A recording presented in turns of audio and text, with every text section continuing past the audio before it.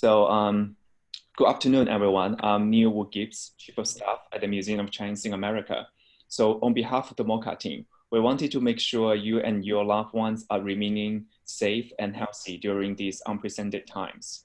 Thank you so much for joining these MOCA cooks virtually to learn the art of cooking, Malaysian style turmeric salmon with Chef Chau, owner of Ozek's Peace, and in Manhattan's Chinatown, and Grace Young, author of the award-winning cookbook, Street Frying to the Sky's Edge. This virtual class covers all the steps you need to make a classic Malaysian turmeric ginger paste. Once made, it holds in the fridge or freezer, and when combined with a little coconut milk, makes a quick sauce for Malaysian turmeric salmon or shrimp, and can even be used to marinate chicken.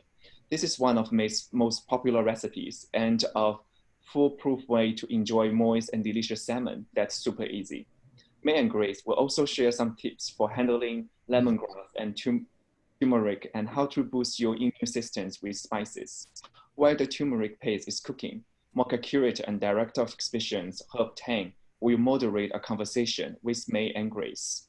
May will discuss her work with Welcome to Chinatown, a grassroots initiative to purchase and deliver meals from New York City's Chinatown restaurants to essential workers. And Grace will share her latest project, Coronavirus Chinatown Stories, documenting what's happening in Chinatown, and her acclaimed Walk Therapist video, which just won the 2020 James Beard Media Award. As we're recording this program, we will make it available on MOCA's Vimeo channel later this week. Before we kick off the program, if you haven't completed the census, please take a few minutes to fill out the questionnaire. Census data determines whether communities will receive critical federal and state funding for education, healthcare, infrastructure, and more for the next 10 years. Lastly, this program is brought to you by MOCA's friends and partners, including Bloomberg Philanthropies. Without further ado, I will let our curator Herb to introduce our guests, May and Grace. Thanks so much, Neil, and welcome everybody. It's great to have you all in the virtual room. I think we all should try to imagine that we're in Jose Peace, May Chau's just really warm, intimate space and restaurant in Chinatown. So again, my name is Herb Tam. I'm the curator and director of exhibitions. I've known Grace for many years now, but actually knew Grace through her cookbooks. And this is one I've had for over 10 years, The Wisdom of the Chinese Kitchen. And, you know, to call Grace a cookbook writer is just not enough. To me, she's much more of a cultural historian and a cultural documentarian. And you know, the way that she investigates and explores like Chinese recipes, home recipes, I think is really essential for you know, Chinese Americans and actually Chinese from all across the world. So we're really happy and honored that Grace is doing this program with us along with May. And I'll just say that, you know, since the pandemic began and since the shutdown of New York began, I think we've all been missing going to restaurants, and we've all realized, I think, how difficult running a restaurant is and what a service it is to have a restaurant that serves the community like May's restaurant does. And May's been part of the community for a long time. In previous lifetimes ago, she ran with her husband the Franklin Street Cafe, like a really beloved restaurant in Tribeca. So, you know, she's an important member of our community in Chinatown, and it's really good to see, you know, inside Jose Peace and get a sense of, you know, what you're going through right now. And we'll hear more about that later as you go through this recipe with us. I just want to also point out, and we're going to talk about this much more later, but Grace has been also doing really, really important critical documentation work within Chinatown for her Coronavirus Chinatown Stories series, which she's been partnering with the Poster House on. It's a series of video oral histories with local businesses, mostly around the food industry, to document, what life is like in Chinatown during the coronavirus. And as we get further along in this crisis, I think these portraits and these conversations are going to be really important pieces of historical, evidences to what the Chinese community went through during this time. So I think that's enough for me. I said more than I want to say. Again, we're going to have more time later for Q&A and talk more about Chinatown during the coronavirus. So without further ado, I'm going to hand the virtual mic over to Grace Young, and she's going to introduce the rest of the program. Grace. Thank you, Herb. Thank you for that lovely introduction. It's a total pleasure being here at Oze Peace to do this cooking class with May Chau. I've been a huge fan of her restaurant for a long, long time. And when MOCA approached me to do a cooking class, I said that we should really go into the community and do cooking classes with different restaurants because they are hurting so much right now. And this recipe that we're going to do today is Malaysian style turmeric salmon. And it's very delicious, but also it's a huge, it's a very healthy recipe to cook because it uses turmeric, lemongrass, ginger, and what I'm really fascinated about is May taught me that we're going to make this turmeric paste. And in Malaysia, where they don't have a lot of refrigeration, they're actually able, once they make this paste, to have it as a sort of like handy condiment that they can add last minute to some coconut milk and some broth and create a very fast sauce when the weather is really hot. So without further ado, I'd like to introduce you to May Chau, my friend and chef of Oze Peace. And she's a super talented cook. She's modeled her kitchen after her mother's cooking. It's too bad the other cooks aren't here. Her other cooks are all housewives. And I think that this is such an unusual feature for a restaurant kitchen. And this restaurant holds normally like 20 to 25 customers. So it's always very, very intimate. And I hope all of you are going to follow along and cook this recipe with us today or in the days to come. But I hope you'll also stop by and support May with takeout business because this is really a time that is very tough for all restaurants across the United States that are Chinese or Asian. So May, I think we should start by showing everyone the ingredients. Okay. Yes. So everyone has hopefully downloaded the recipe. I'm going to list the ingredients and then May can show them to you. And then we're going to actually show you how she handles lemongrass. So the first thing you need is 2 stalks of fresh lemongrass. So yeah. So I should show you the lemongrass. So we're dealing with a slightly weird echo right now because May have her computer on and I have on mine. So please bear with us if there's any kind of... We're 6 feet apart. That's why we don't have... So May, want to explain to people what your options are with the lemongrass. The recipe calls for 2 stalks of lemongrass. Yes, 2 stalks, and you can see here that basically I show you that they come from different sizes. So you have to see if this is the size that you can get. So you maybe need 3 small ones, or 1 big one, 1 small one to make it. If you have a real big one, just 1 is enough. So, and now I'm going to show you how you handle the lemongrass. So why don't you just use 1 large lemongrass? Yes, I'm going to use 1 large one. Can everybody see? Yeah. Can everybody see, right? Yeah. So here is, I just going to tear it like that, right? You tear it kind of, they're pretty stubborn. So you will tear out the one that is kind of dry up or they are hard, So you want the white part here, and you will cut it about 6-inch, kind of, okay? So I'm going to show you how you can cut that. Can everybody see? Yeah? So I'm just going to take this, we're going to take this out. So you have to use a very sharp knife. Yeah, kind of. They're pretty hard. Wow. Yeah, because I just took it out from the freezer. If you can get a fresh one, so then you don't have that problem.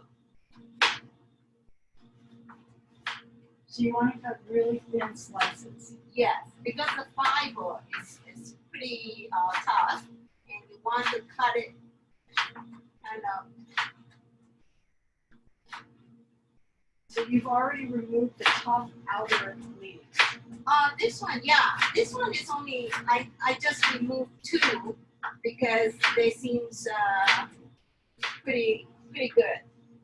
You know, some maybe you need to remove it more, but you will see. This is pretty nice, and you see it's pretty white part. Okay. So you're seeking the white part, and sometimes it's actually lavender colored, right? Yes.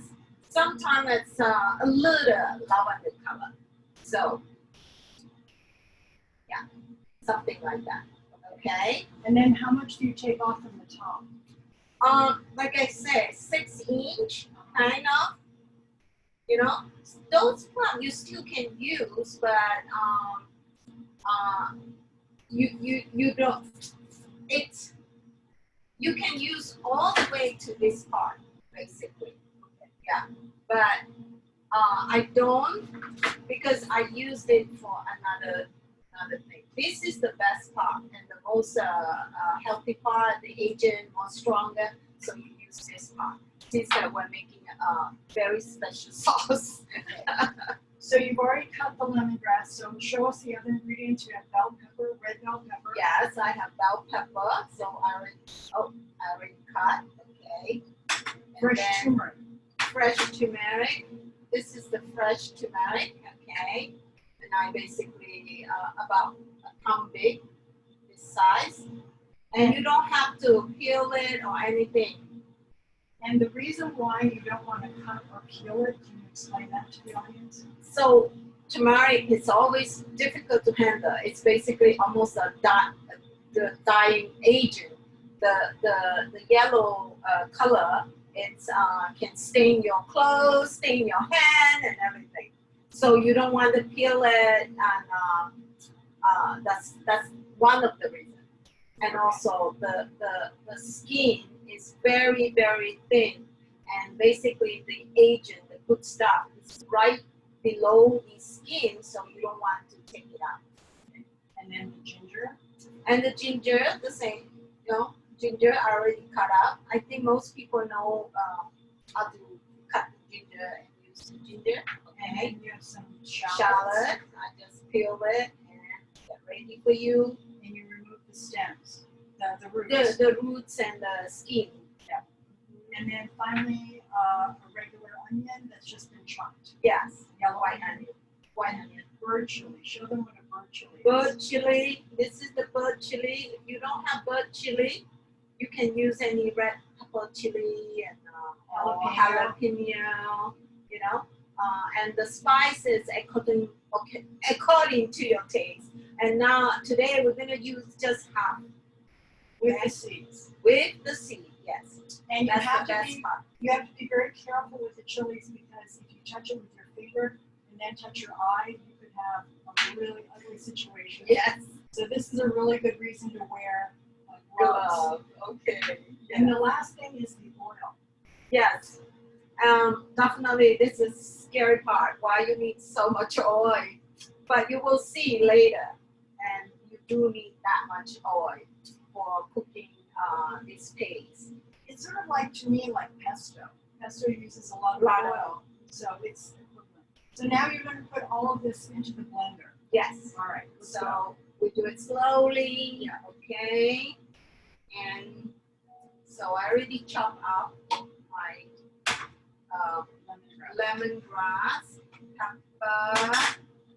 You have the turmeric, you have the shallots. So if you don't have a blender, you could use a small food processor. Yes, yes. And then you put in the half chili. Uh-huh. And now the oil. Yeah. So another thing, why when you handle turmeric, you always fresh turmeric or frozen, it's okay. But you always have to blend it with oil. If you think, oh, I don't need the oil, then it's another mess because all gonna stain yellow. Your hand, your everything stain yellow. And it's all your spatula and everything. So the oil will keep the color together. So the other thing I just want to mention is I know there's some people who don't have fresh or frozen turmeric. And so if you have the ground turmeric, you would not put it in this blender right now, correct? Correct.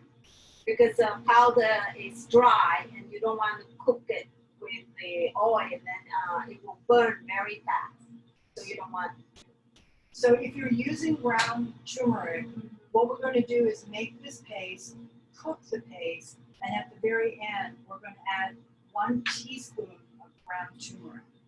Yes. So that would be the substitute for this thumb piece of fresh turmeric. Yes. And I just want to mention that we were able to find fresh turmeric in Whole Foods. Yes. Also fresh lemongrass and chili, Thai chili. Thai chili, yeah. But your Asian market should also have it. Yes. Okay, so now it's blending time. Blending time. Okay. Okay. Make sure it's kind of loud, not fast.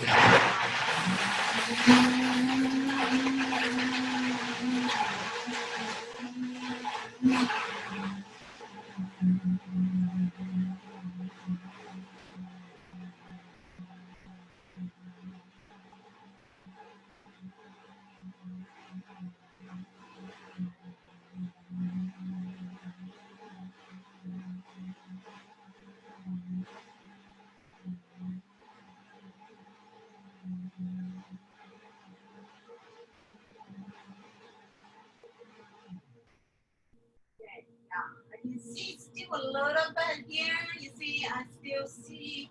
I want it very smooth. Yes, you can smell it, right? Oh, nice, strong. And this is a professional.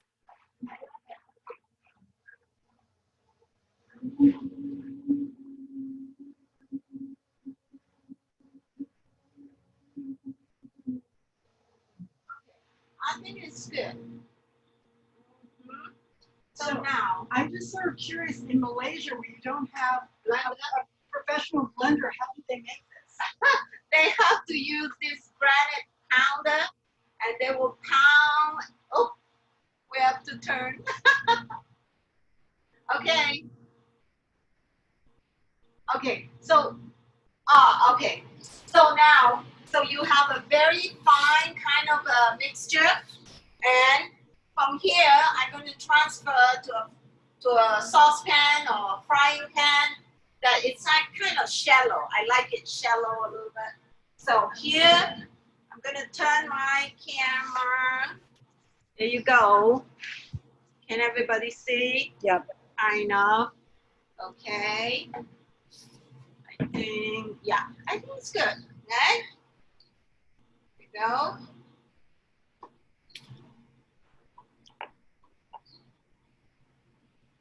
And the kind of oil, what kind of oil were you using? I'm using cooking oil, or you call vegetable oil, and Can it be canola, safflower? yeah, safflower. I'm using like canola oil at the moment. So, and you see, this is the mixture. It's very fine, kind of, yeah.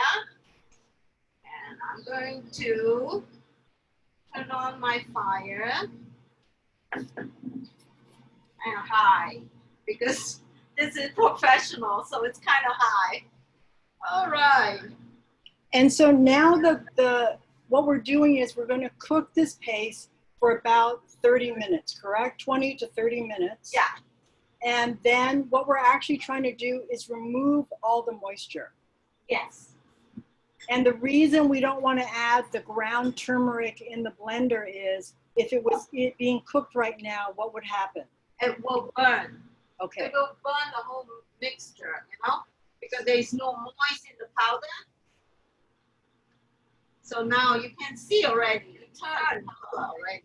Right. Do you able to see? So because you see we have the oil, the mixture. And so you're really just like constantly turning the mixture to make sure that as much of the mixture is exposed to the heat, right? Yeah.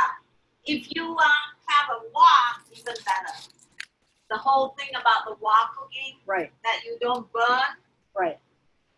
And the worst thing to use would be a nonstick pan, correct?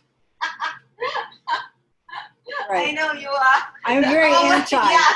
Any chance I have to like really shame the nonstick cookware, it should all be in the garbage can. So as you start to make this mixture, I just want to ask you, what are the medicinal attributes of turmeric? Because this is a super healthy recipe to make. Oh, right? yeah. Look at the color. Oh, my God. So we're all interested in building our immune system right now. Why do you put what is the medicinal attribute of turmeric? Turmeric, first of all, it's yellow. So in Chinese medicine, yellow is it's earth color. It's earth element. So it's good for your digesting system because it represents the 5 elements, right? Chinese medicines. Yes, and we, of course, we're all aware that turmeric is good for it's an anti-inflammatory. Yes, in India, it's you know that they know this probably way back, you know, right, 2,000 years. Right. And what flame do you have it on now? Now I actually have medium.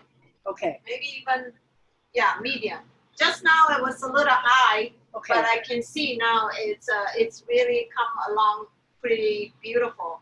Just now, when we first blend, it's more like a pastel, very, very light pastel. Now it turned into a medium yellow pastel color, and you can see. And also, now I see the red bell pepper was not fine enough, but you know, this sauce is very forgiving.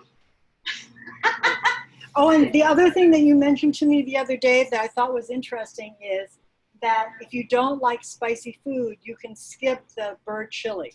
Yes, definitely. Yeah, like my husband, the French guy. Doesn't like spice? No, he still could not get used to spice after so many years. And I want you guys to pay attention to this sauce because May said to me that when it's almost ready and we're not there yet, you're going to start to see oil bubbling around the edges of the sauce. So take a good look at the sauce now. Maybe I'll bring my computer not close to me because I can never watch. It's pretty good. Can you see that? Yeah, it's already turned pretty well. Okay. Pretty nicely. So as it gets closer to being done, the color and the intensity of the sauce will deepen, correct? Yeah. And then you'll start to see little bubbles of oil around the bottom of the sauce. Yeah. So now it's starting now. Really? Yeah. Okay, let me take another look. So now tell me what the Chinese say about what, do you see? Oh yeah, the oil is a little shiny. Yeah. Can you guys see that?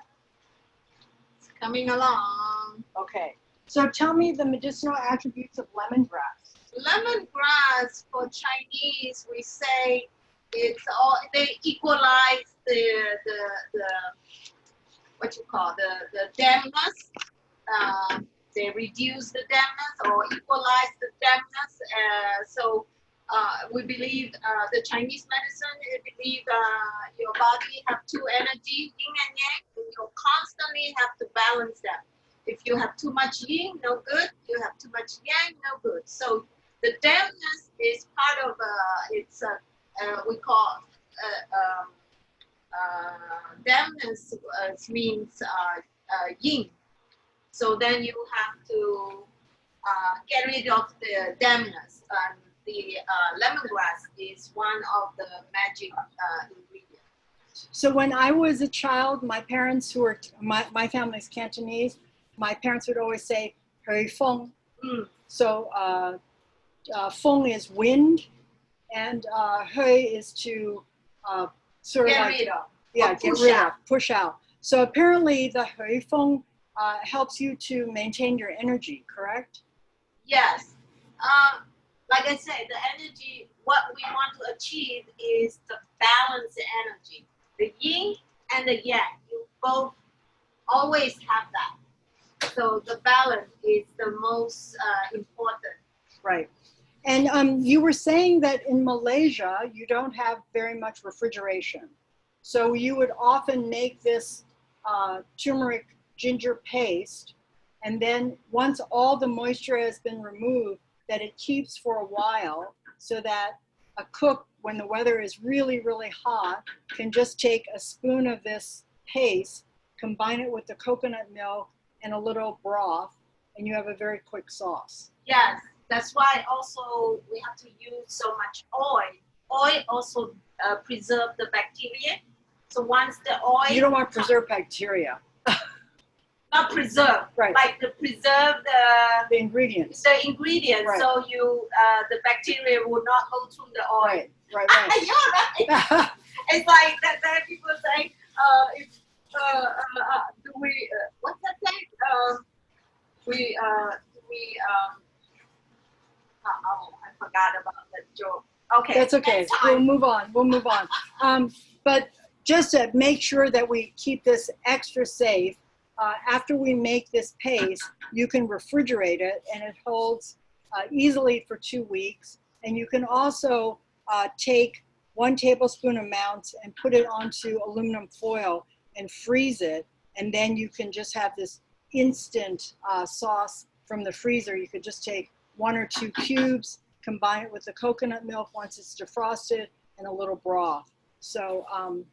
So as we're cooking the sauce, which is going to take a little bit of time, this is a moment where we can bring Herb back in, and we can talk about the situation with Chinese restaurants in Chinatown right now. I'm obsessed, like, looking at the sauce right now, waiting for it to like change. But it's going great so far. The aroma is really incredible. Yeah. Yeah. Actually, I just want to get to a few technical questions that some of the audience has. Is there any Sharon Sam asks, can you use olive oil, vegetable oil, and some of the others that were mentioned? Like, can you substitute oils? Yes, you can definitely substitute oils, right, Meg? Yeah, you can use the peanut oil. Safflower? Okay. Yeah, but not olive oil. Never olive oil. Not olive oil. Okay, that's good to know. And then also, just to confirm the kind of texture you're looking for in its finished form. Is it supposed to be soft like peaks of beaten eggs, somebody asked? What's the final texture like?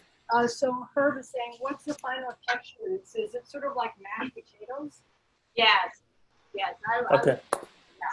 Did you hear that? Like mashed potatoes. Mashed potatoes. That's great. Yeah. So it's a little stiff. Any technical questions?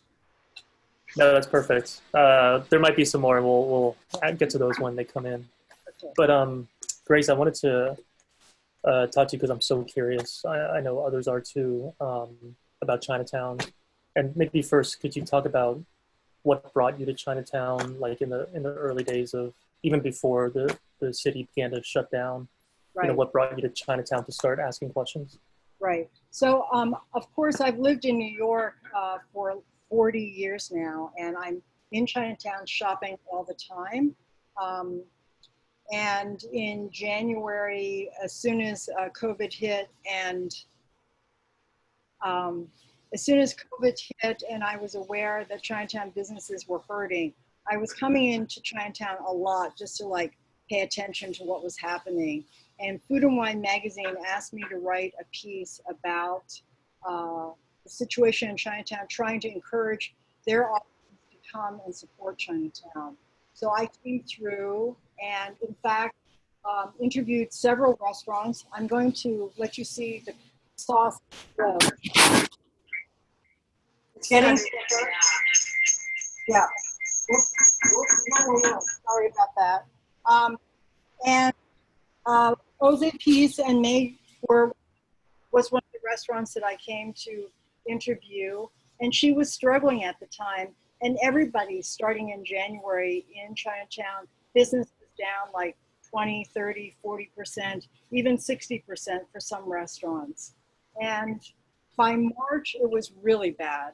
And concurrent with this, Poster House Museum, which is a wonderful museum in New York City, had just opened this exhibition called The Sleeping Giant, which is about Chinese vintage posters. And they had come to me asking if I would do some auxiliary, like cultural lectures. And I was on board to do that. And then, of course, the museums in the city shut down. So they came to me and they said, they want to do something to be involved with the Chinatown community, and did I have any ideas? And at the time, I said that I was very curious to go to Chinatown to do some interviews with different restaurant owners and shopkeepers. And that was on March 12th or 13th, March 14th, and they said they were on board, that they would love to post my videos on their site. On March 14th, I went down to Chinatown.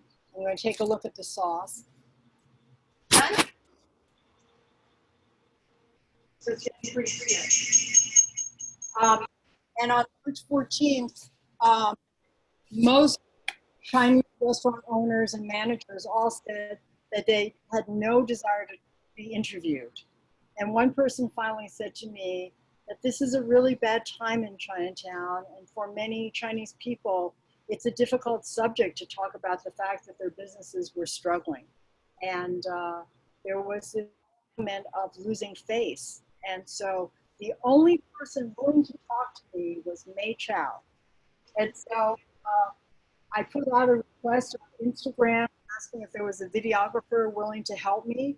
And Dan An, who's an incredible, generous, and talented young man, offered his services. So on Sunday, March 15th, I only had one interview set up, and that was with May. And she was very upbeat. She wasn't backing down. She said she and all the female cooks in her kitchen weren't scared. She wasn't closing. She wasn't reducing hours.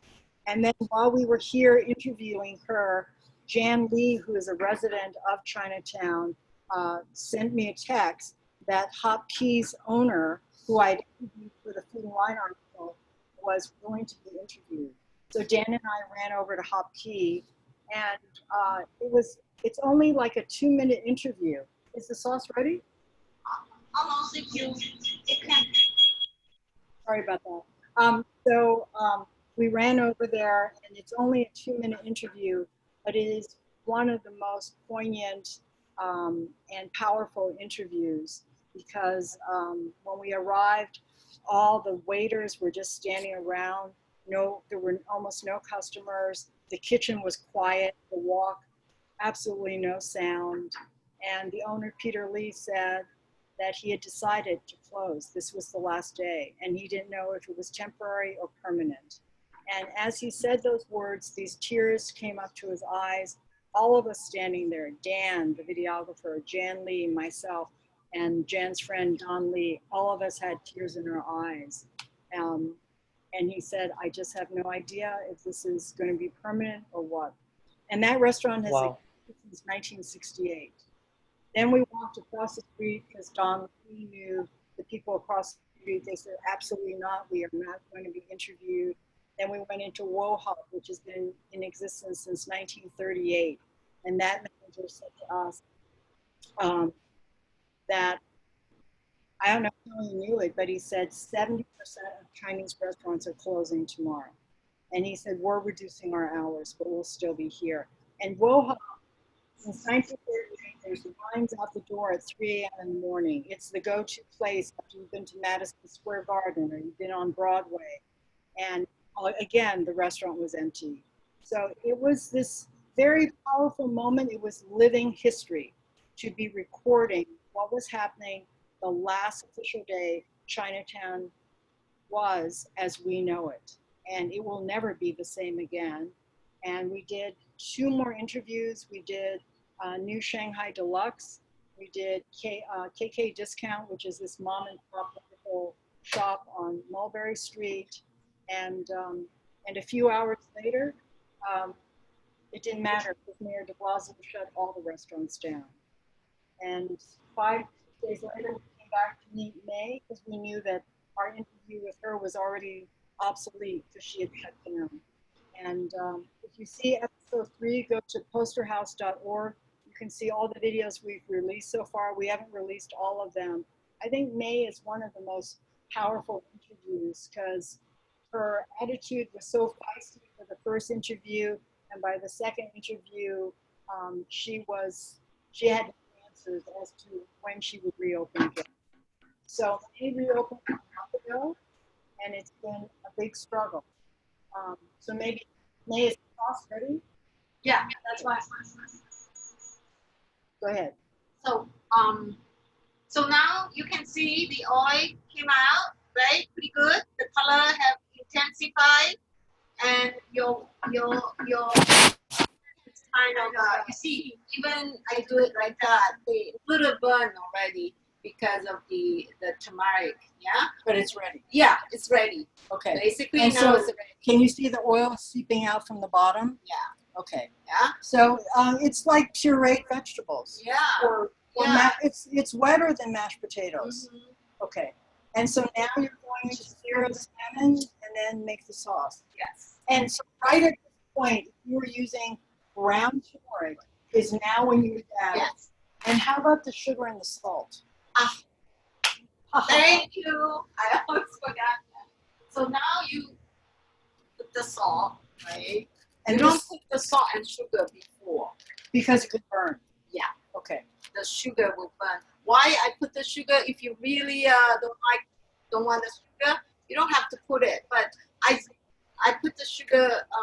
When you use spice, always a little sugar will cut the that little bitterness of the spice and the ginger. Okay. So Great. that's just a little tip. And so now you're going to sear the salmon Yes. and then make the sauce. Yes. So we're almost there. Yes. So now you guys can see that once you have this paste made up, you could put it into a jar, put it into the refrigerator. Yeah. Or as I said, you could plop 1 tablespoon amounts on foil and freeze it, and then you can just take out as you need.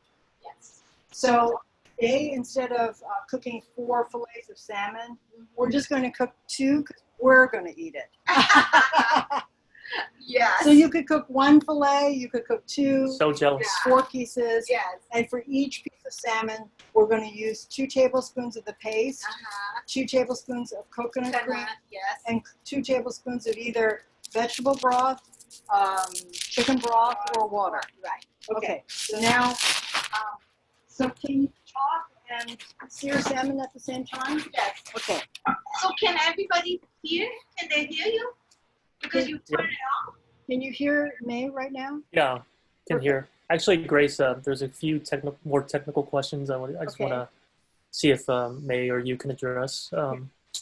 Somebody wanted to confirm and repeat how much turmeric to add to the mixture if using powder form. Was it like 1 thumb No. worth? So if it's fresh turmeric, it would be 1 thumb of turmeric, but if it's the ground, it would be 1 teaspoon.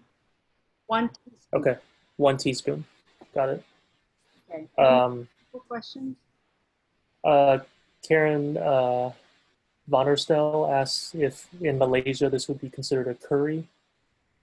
She's curious about just what it, how people think of this dish in Malaysia, and also what does the restaurant serve with the salmon? Is it rice or something else? Okay, that's a great question. So is this considered a curry in Malaysian cooking? No, this is more like you will call samba. You cook a samba. This You is a cook samba. sauce. Yeah. As of course the ingredient is different, but what it is the base, the paste. You're cooking the paste, but not curry because you don't have a mix extract exactly the dry spice. And what would make it a curry? Most of it is probably you need some other thing. You need some other thing to consider curry. Like you what? need coriander. You need probably clove. You need a little bit. You need a little bit of the cumin. At least 4 or 5 spice. This will consider wet spice. Yes, you have turmeric, but only one exact like those what we call spices, such as coriander, cumins, clove, cinnamons, and all that. So And- curry and mixed spice. And then how would you serve this? I love it with rice, for sure. Yes, I serve it with rice, and in Southeast Asia, rice is their bread, so we always serve it with rice. And any kind of Asian green. It could be stir-fried bok choy, yao choy. Yes. Even Chinese broccoli would be great.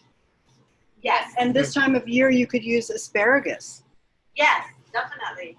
Right. If you want your green, the green will be on the side. Yes. And beautiful. And or you could do a salad with it, right? Mm-hmm. Yeah.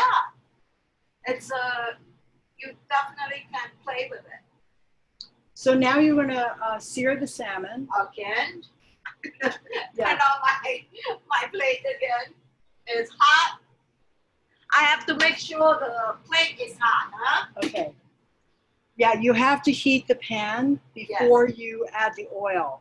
Because if the pan is cold, you add the oil and heat it, for sure the salmon is going to stick. Yes.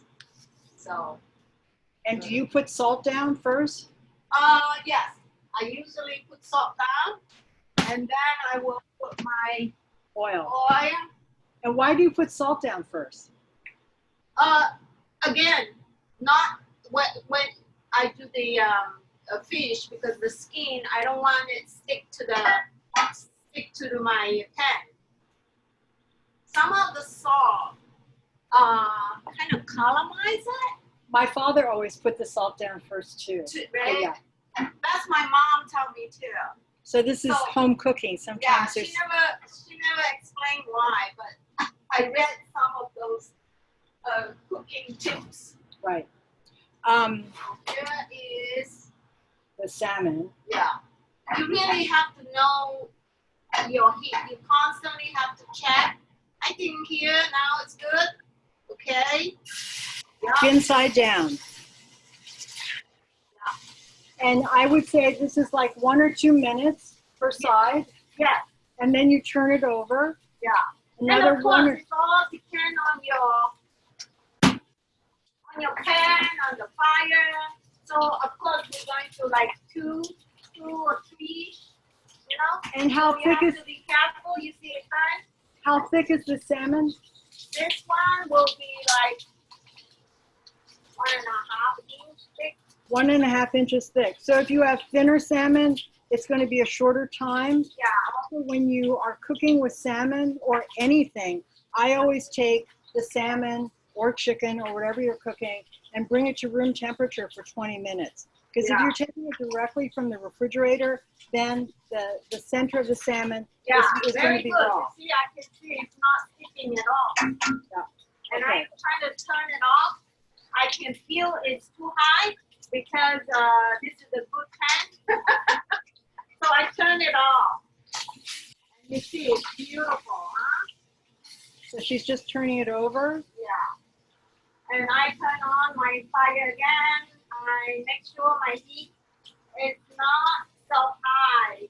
Right. For the reason, again, it all depends on your fire, your pan, your equipment. You do have to feel it, you know. And you can see it's beautiful. So I'm going to, like, you know, put it on the side. See, if I move it, it's not moving, that means it sticks. So give it a few, 1 minute, and you see. And then the protein actually releases from the pan. Yeah. Yep. So Okay. it's very good. Okay. So while the salmon Great. is cooking, can you just tell us, you closed the restaurant because about 1 week after March 15th. No, like 4 days after March. 3-4 days, because after. I didn't tell you, Grace, why, but I just, at that time, was a little emotional because after they say close down, and we have an interview, and then of course I was like constantly watch the news and see why that, and I see the chaos of it. Like nobody know what's going on, although it can happen already everywhere. So no, I just think it's so chaos, and I say, oh my God, it's not going to be. We're not going to be ready open in 2 weeks or 3 weeks or 4 weeks because of the chaos of it that I hear in the news. Everybody is like, not at that time. It's not blaming yet, but it's almost there's no leader. Nobody know what to do, and I say, oh God. And just for those of you who are not from New York City, at that point, that's when our numbers were 700, 800 people dying every day. It was a horrific time to be in New York City. So May closed, and I think she closed for about 2 months, and you just reopened about 1 month ago, correct? Yeah. And the fish is ready. I turn it off and let it still kind of simmer. Okay. Because so it's off heat. yes, off heat. Yeah, because I can feel it. It's still pretty good. Okay. So. And so now we're making the sauce. Exactly. Okay. I can. Grace. Yeah, I just leave it that way. So that little bit of heat from the pan is just going to gently finish cooking it. Okay. There you go. And you can see there's more oil sipping out. Okay. All right? You see? That's perfect. That's exactly what we want. Okay? So you don't eating oil. But now they just say that the oil is great for you. Right. Right? It's Right. a new study. Okay. Okay, here you go. See? It's pretty good. See And the color intensifies? Yeah, look at that color. Okay. It's beautiful. Okay, I like. Now making the sauce. Yes. Grace, I wanted to address a few questions from the audience real quick. Technical ones. Small one. The small. And do you have a measuring saucepan? spoon? Yes.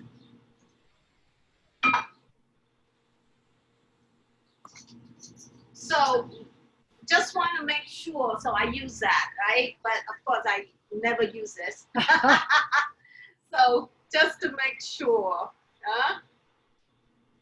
So for each serving of salmon, about two tablespoons. 2 tablespoons. So she's going to put 4 tablespoons of the turmeric ginger paste, and then 4 tablespoons of coconut milk. And her favorite brand of coconut milk is this Aroy D. Can you see that? And you can buy that at Po Wing Hong supermarket on Elizabeth Street. And again, you kind of shake it to have them mix together, because you realize sometimes they're separate in a way that the fat part and that's another lesson. Okay.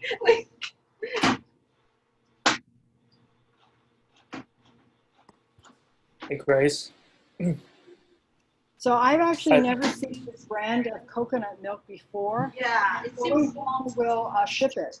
They're a wonderful family supermarket. 1, I'm a huge fan. 3, 4. And then broth. Are you using chicken or vegetable? I have chicken Okay.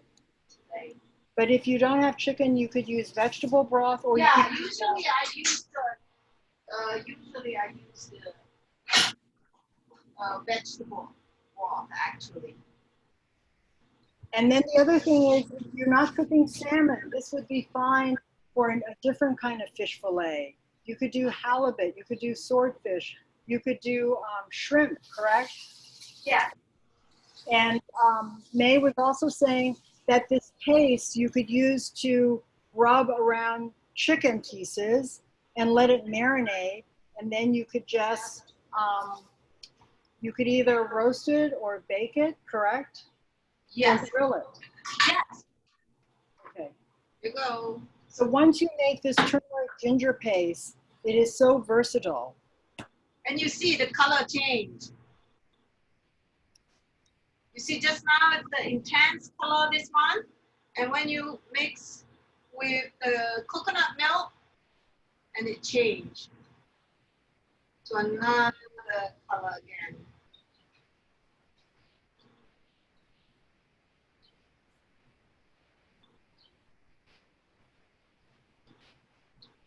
You know, cooking, I like color, so sometimes I play with color.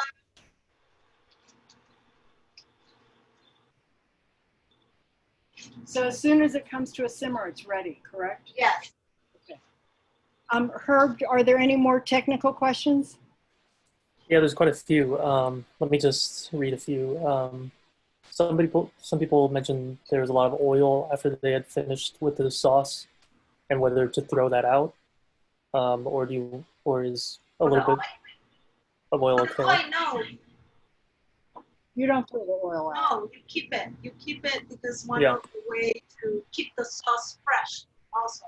Right. Okay. So you should, it feels like a lot of oil, but I think it's actually, you have to think about it like pesto. You know that when you make pesto, you add a lot of oil to combine it with the basil. And so that oil becomes a preservative for the mixture. Any other questions? Somebody earlier on, her paste became very chunky, and she was wondering whether she needed to take out the chunks and make it smoother that way. What would you recommend for that? So if it's chunky, you just have to take out the big pieces, maybe chop it up some more and put it back into the blender. Yeah, that's why I say you do best blender. If you could not get the blender, use the Cuisina food processor, then it's more chunky. Then you really you need to chop it finer. Then you do the process. If you can find a blender, it's better. And then now we're going to plate it. Yes. Okay. Are there any more questions, Herb? You know, somebody was asking about whether an iron skillet would be okay for the sauce. Great. Yes, that's even better. Okay. Yeah. Or as you said, a wok. I love any opportunity to plug the wok. The most versatile utensil in the world. And yeah, so now you can plate it. Okay, so I'm going to turn this around. Maybe I can bring my, here, I can bring my. You can bring your two. Just do this. Okay. Here. Yeah. Here. Can you? Here. Okay. Right? Yeah.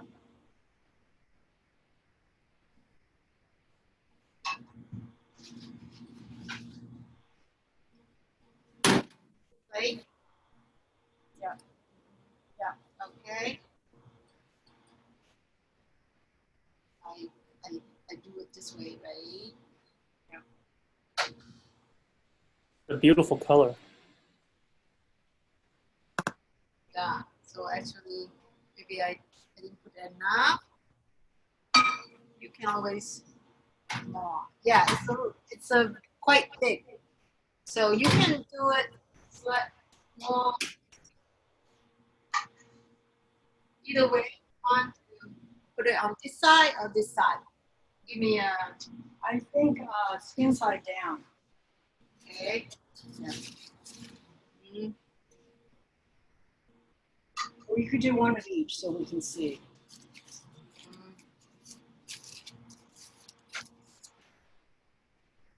Yeah, that's beautiful. So that's how I do it. And if you have extra sauce, we actually don't have extra sauce. Right. Should I? Yeah, that's good. No. And then you can also garnish with a little parsley Yeah. or cilantro or, right? Yeah. Even Italian. Yeah.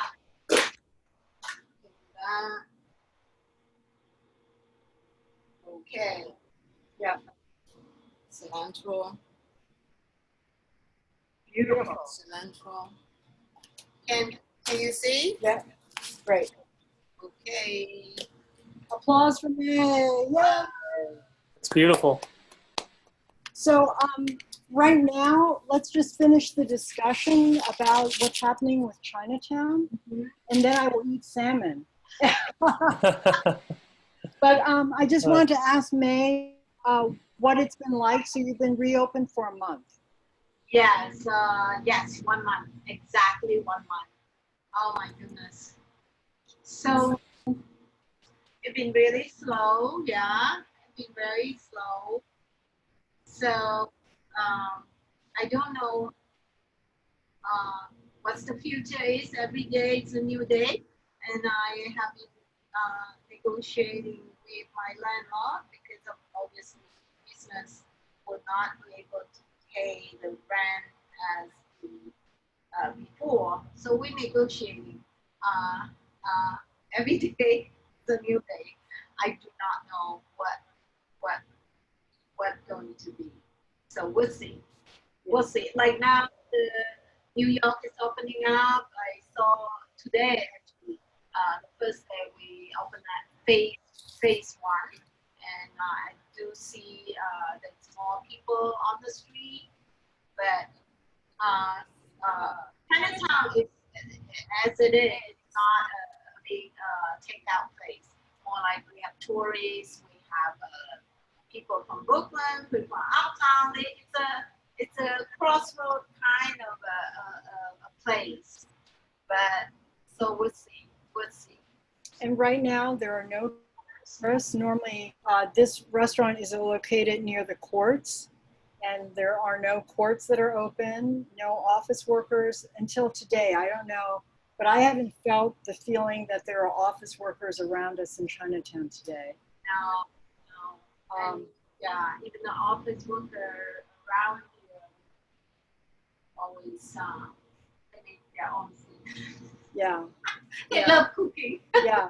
And May borders on Tribeca. And there was a piece in the New York Times recently that said the most expensive neighborhoods, the people have left town. So Tribeca, Upper East Side. Yes. So those loyal customers have gone. So all restaurants in Chinatown are really struggling. And as of April, there was a statistic that 60% of Chinese restaurants in the United States have ceased their credit card accounts, which leads people to believe that the restaurants have closed. So that means May is one of 40% of Chinese restaurants still open. So I say to all of you, we need to help our local Chinese restaurants as much as possible, because this is a very, very tough situation. And last week with the looting, Chinatown got boarded up. May's restaurant is not boarded up, but it just makes things all the more challenging. From an already difficult situation, it makes it even tougher for small businesses. Yeah. I hope that will continue. It seems like just a incident. Obviously, it seems like it's under control of the city. Yeah. I do want to say that I definitely felt that protest is good. You know, we need to support that, and I have many great friends as African American. I can't say black anymore. Yeah, but I understand I understand what they're going through. Yeah. Especially as a Chinese, right, immigrant. I definitely felt it. Yeah. So yeah, it's a very tough and challenging time for small businesses all across the United States, and even that much tougher for Chinese. So yeah. Grace and May, I know you guys have been involved in work to make food more accessible to folks that live in Chinatown, especially seniors. Can you talk more about that work that you're doing? Well, actually, May has been feeding frontline workers. Can you talk about the work that you've done with Welcome to Chinatown? Yes, I've been. This two young ladies. They start up this Welcome to Chinatown, and it's amazing. They've been helping a lot of small business, especially obviously in Chinatown. What they do is they have this organization, and they using social media, getting the attention, and they get a lot of donation. So what they do is they get the donation, and they use those donations and order from all the small business in Chinatown that feed the frontline worker. And I was fortunate, and I contact them, and they right away write me back the email and saying love to help me when I first open. So I've been doing that, and it's very nice. I just got a big fat check yesterday. And that's Jennifer Tam, Victoria, and I believe David So. Yes. I know. I'm terrible with names. Yeah. But there are a lot of great organizations that have sprung up in the last week to meet the needs of Chinese elderly. Don Lee started his Stir Fry Meals on Wheels to help his seniors at the Home Press Community Center in Brooklyn. Yeah. And I do have to thank all my customers, my friends, that really helped me a lot. Often I have people send me check. Really, they send me check and say, "Man, you have to deposit it." They even make sure I get it. They call me. I just don't have words, to feel this love. That again, I want to thank the MOCA again. I want to thank everybody here that make this possible. We have a Zoom class, obviously. It's amazing. All right. And I just want to say that I was with May a few times in the last week, waiting to get a takeout order, and all these customers came in, and every single customer walked in the door and said, "Hi, May." And I realized that she's known these customers for years and years. And one of the customers that came in was a father and daughter, and the daughter looked like she was 18 or 19 years old. And May turned to me and she gestured that she'd known this young woman since the time she was a baby. And it made me realize that we go to restaurants for wonderful food, but we also go to restaurants for a sense of community. And this is a neighborhood restaurant that is important to people's lives. And it's kind of remarkable to witness that everyone walks in, "Hi, May, how's it going? I've been worried about you." And from all of her years of having Franklin Station Cafe to having Oze Peace, she has become this comfort zone. People come here for the food, for the atmosphere. She normally has French music playing. And when I think about the fact that she could possibly have to close if business doesn't pick up, it is truly heartbreaking. Yeah. So. Yeah, I have Franklin's for 15 years. Between 5 years, I didn't do much. And then I did Oze Peace for 7 years, going to 8 years now. So it's a long time, even though I didn't plan to have a career in food business, but here you go. I have a way to go around. Right. Okay. Thank you so So much. any questions, Herb? Well, I mean, there are some questions, but we did address a lot over the course of the demonstration. I just want to say thank you so much, May and Grace, for helping us along with this dish, which you made look very easy and simple to do, but I know it took years of trial and error and your expertise. So thank you for sharing that with us. And I do want to stress something Grace said, which is that these restaurants are more than just places to eat.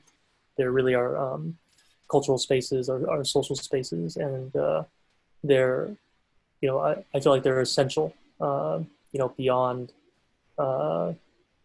just places where we buy food, and definitely by all means, next time people can go out and go into Chinatown, visit Oze Peace, get something to go, and hopefully you guys will be there when the city's ready to open back up for sit-down meals. Let me just see if there's any last questions before we sign off. Yeah, a lot of questions actually about technique and yeah, sure, no problem. Yeah, you can shoot. Can you substitute chicken for the salmon? Yeah, that's one question. Again, I say you can marinate it, and also you can sear the chicken. You can use chicken breast, sear it, and then serve on the sauce. That's why I'm saying this is in the beginning it's a kind of tough, but once you have the sauce, you have the base, you can definitely use